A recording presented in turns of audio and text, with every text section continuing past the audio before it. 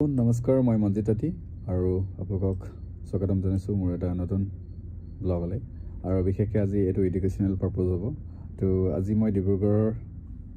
এজন দাদাৰ ওচৰত আছোঁ আৰু এখন দাদাজনৰ ষ্টুডিঅ' বুলি ক'ব পাৰি এয়া ষ্টুডিঅ' আৰু দাদাই কিহৰ লগত জড়িত কি কথা মই আপোনালোকক পৰিচয় কৰাই দিওঁ আৰু মোৰ লগত আছে দীপক কুম্ভকাৰ দা তো দীপক দাক মই চিনাকি কৰি দিওঁ দাদা কিহৰ লগত লাগি আছে কিহৰ কাৰণে ব্যস্ত হৈ আছে আৰু অকমান বিজি হৈ আছো নিজৰ ক্লাছৰ প্ৰিপাৰেচনত আৰু এয়া দেখিছে লাইভ কেমেৰাত আমি এআই ট্ৰেকিং হৈ আছে দেখিছে এয়া হৈ গ'ল এআই ট্ৰেকিং কৰি আছে আৰু দাদাৰ মানে মই ষ্টুডিঅ' বুলি কওঁ এইটো এটা ষ্টুডিঅ'ত বহি আছে দাদাই আৰু এয়া কম্পিউটাৰ লেপটপত হৈ আছে আপোনাৰ কুৱেশ্যন পেপাৰ ইয়াতো মই কুৱেশ্যন পেপাৰ বনাইছোঁ এইটো এটা আৰু এটা এআই ইউজ কৰিছোঁ এইটো হয় পাৰপ্লেক্সিটি আচ্ছা এই পাৰপ্লেক্সিটি প্ৰ' ভাৰ্চনটো আছে সেই তাতেই তুমি একেবাৰে কুৱেশ্যন পেপাৰ কেনেকৈ প্ৰিপেয়াৰ কৰিব পাৰা তাক ফিড এটা দি দিলে সি গোটেইটো বনাই দিয়ে আচ্ছা সেই কুৱেশ্যন পেপাৰৰ সেই কুৱেশ্যনখিনি মই বেচিক লেভেলৰ পৰা যিহেতু আমাৰ ষ্টুডেণ্টক লাগে মই বেচিক লেভেলৰ পৰা তাক প্ৰিপেয়াৰ কৰি পঢ়াই যাওঁ তো দাদাৰ এই সম্পূৰ্ণ ছেটআপ দাদা একচুৱেলি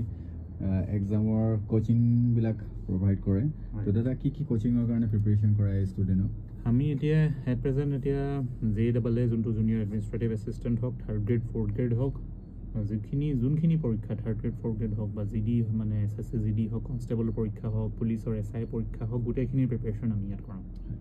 নিশ্চয় দাদাৰ গোটেই ডিটেইলছখিনি আমি এটা ব্ৰডকাষ্ট কৰিছোঁ আৰু এইখিনি আপোনালোকে নিশ্চয় মোৰ চেনেলত গৈ পিনে চাব পাৰে দাদাৰ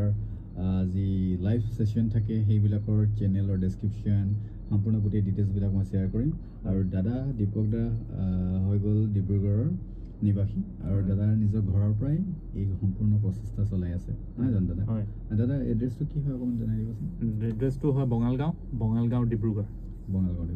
তো দাদা এই ধৰণেই গোটেই মানে ছিষ্টেম দেখিছে এয়া হৈ গ'ল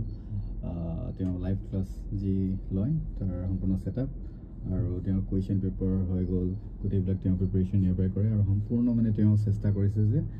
এগৰাকী ব্যক্তিয়ে চাকৰিৰ কাৰণে তেওঁৰ যোগ্যতা কি ধৰণে তেওঁৰ যোগ্যতা আছে তেওঁ কি ধৰণে নিজকে প্ৰিপেৰেশ্যন কৰিব এটা সম্পূৰ্ণ চৰকাৰী চাকৰি হওক বা প্ৰাইভেট চাকৰি ল'বলৈ কাৰণে তেওঁ চেষ্টা কৰি আছে যে সেই এটা প্লেটফৰ্ম এটা ৰেডি কৰিছে য'ত নেকি তেওঁ চাকৰিৰ কাৰণে যোগ্য প্ৰাৰ্থীক তেওঁ পলিচ কৰি পিনে সেই যোগ্যতা অৰ্জন কৰিব যোগ্য ব্যক্তি কৰি দিবলৈ চেষ্টা কৰিছে নহয় জানো দাদা তো দাদা বহুত বহুত ধন্যবাদ আপোনাৰ এই প্ৰচেষ্টাৰ কাৰণে আৰু আমাৰ নিশ্চয় ভিডিঅ'টো চাব ব্ৰডকাষ্টটো 2 এদিনত লাইভ হ'ব আপোনালোকে নিশ্চয় চাব নহয় জানো দাদা থেংক ইউ দাদা থেংক ইউ ছ' মাছ